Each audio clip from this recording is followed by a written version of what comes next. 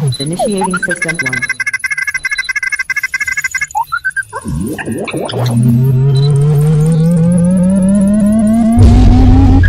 System 1 loaded. What is up, guys? My name is Bryce, also known as I Bleed Flames, and welcome to my first ever Modern Warfare commentary on this channel. So this is a pretty special gameplay. I believe I go like 30-6 or something like that with this Barrett 50 cal golden. So this commentary is kind of going to be a mix of things. So it's going to be my personal opinion on YouTube and how people have to do things in YouTube and things like that. And then it's also going to be a site that I'll link in the description that gives me random questions, and I'm going to answer the random questions and hopefully get some that are good questions that I can elaborate on, which will make for a good commentary. So this is the first time I've ever tried something like this with the questions, so I'm hoping it'll go good, and I hope you guys enjoy. So YouTube. So pretty much YouTube, you have to do everything by yourself. If you really want to do something good in the YouTube community, want people to like your stuff, there's not really a surefire way to get your stuff noticed. There's not really a good way to just do things. There's not any way to do things to get your stuff noticed any faster other than be original, be yourself, let people know you, get to know you, and be entertaining. And that's pretty much all you can do. And I've learned this from personal experience, because most of my subscribers who aren't even going to see this video are from my friend who just followed me on Twitter, and so they came and subscribed.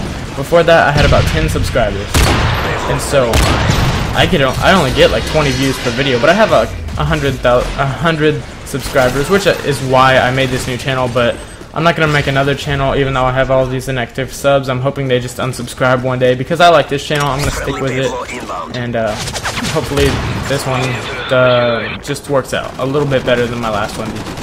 So you have to do things alone. You can't rely on someone else to get you big on the YouTube scene. And that's what I just told you is how I know from experience, because all of the subs that I got from him just following me on Twitter. He didn't give my channel a shout out. He didn't do anything like that. He just followed me on Twitter. And so all these people came and subscribed. So they're all inactive, and so that's why I know from personal experience. And like I said, it happened on my last channel. So you have to do things on your own. You can't rely on somebody else to tell people what to do. Like it works sometimes. It'll work with big YouTubers who like do a dual com with you. That'll work because people have seen your stuff and they will go to your channel based on what they've seen. They won't just go there because they're told to. He followed me on Twitter, so they had never seen any of my stuff, and that's why they're inactive, because they're not there for me.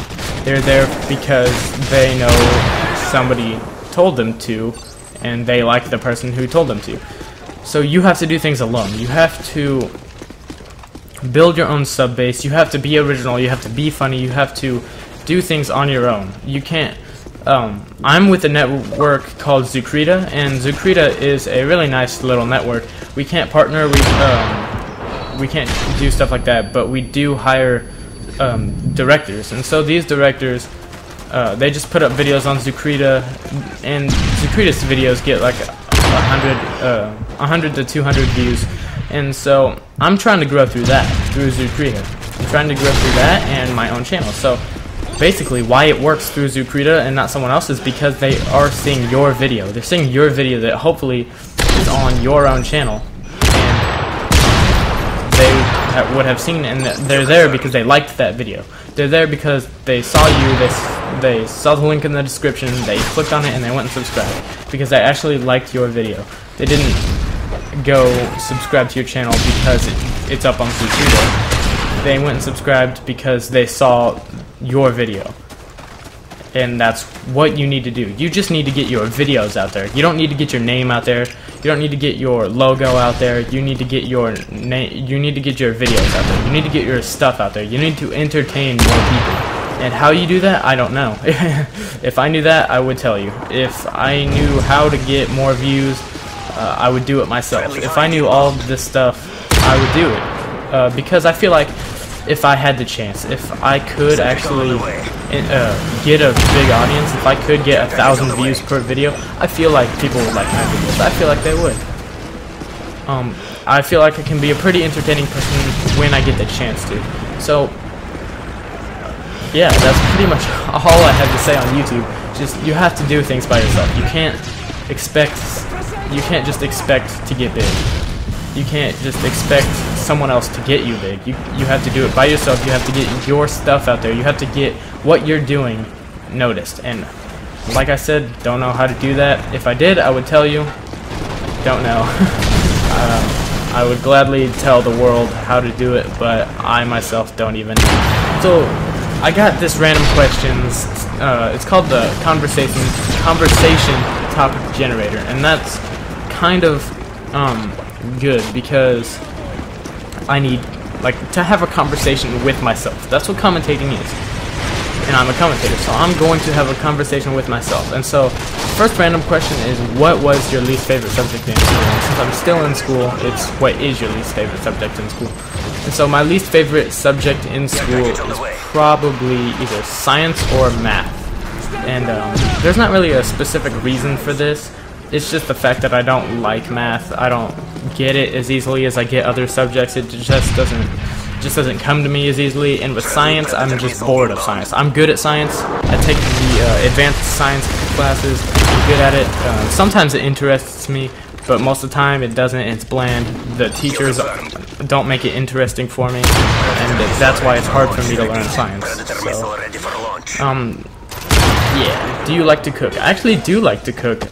I like to, I just tonight when I'm recording this commentary have made my own chicken that I marinated with spices that I had never even tasted before, and I just thought looked good. And the chicken I burnt because I was scared of salmonella. So next time I cook chicken, it won't be burnt, but me and my friends, we get together, we used to get together every once in a while and just cook some stuff, and this may sound a little bit gay, it may be whatever you want to call it, but I think it's fun, I think it's a good time, especially when you have friends to hang out with and talk to while you're making food, and then just all sit down with the food you've made and eat and talk and hang out over the nice meal that you've prepared. And it's always a good time. We always have a good time with it. We've even made food from my mom before. It's always pretty fun, and we're actually pretty good at it. So yeah, I do like to cook. Would you rather be blind or deaf? So, probably deaf, because I'm very observant with my eyes, and I use them all the time, and I already, I don't have, like, hearing problems, but I don't notice as many things with my ears as I would with my eyes, so I would rather be deaf, and I think it would be easy for me to learn how to read people's lips, so I would rather be blind than do that. That'd be pretty cool.